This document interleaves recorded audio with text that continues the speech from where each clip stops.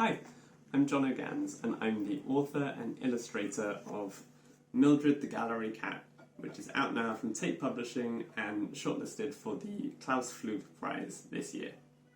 The story takes place in a big modern art gallery, which is home to countless works of priceless art, as well as an unassuming, seemingly ordinary cat named Mildred. By day, she sleeps peacefully in her cozy bed at the reception, but once everyone has left for the night, Mildred sneaks into the empty gallery, where she engages with the works of art and dreams of one day making her own masterpiece. It all gets a bit overwhelming, and she has a sort of a crisis, feeling like she could never make anything beautiful or important. But at that moment, she spots the mouse that has been hiding on each page, and her feline instincts take over. She chases after it, racing through the gallery, and eventually causes a bit of chaos. Fortunately for Mildred, however, when the visitors arrive in the morning, they see the mess Mildred and the mouse have made and consider it to be a breathtaking work of art. So, in the end, Mildred gets to create her very own masterpiece. This book was inspired by the real Mildred, who was the Tate Modern's resident cat. I don't know if anyone really knows where she came from, but for years she would just be there, sitting in the reception, just sort of oblivious to the comings and goings and business around the gallery.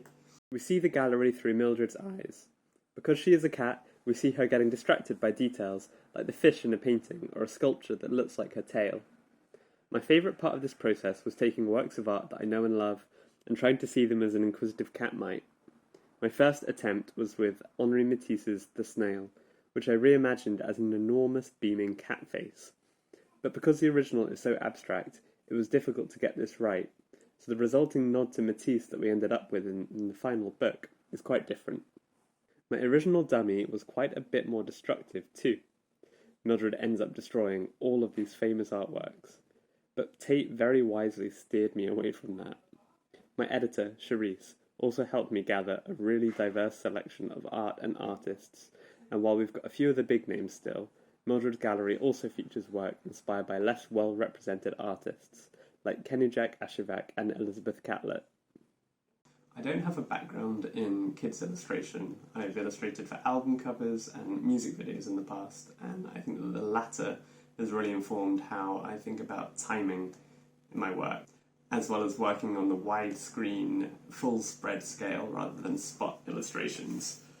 I love the tension you can get when you're approaching a page turn, and I think that the picture book is a really great format for storytelling in that way. It has also informed the way I draw my characters. I construct them a bit like I'm making a puppet, with the articulated limbs and other moving parts on separate layers. I've always loved Eric Carle's collage work, and I think I have a similar approach, albeit digitally. I colour in paper textures and cut them out to make forms.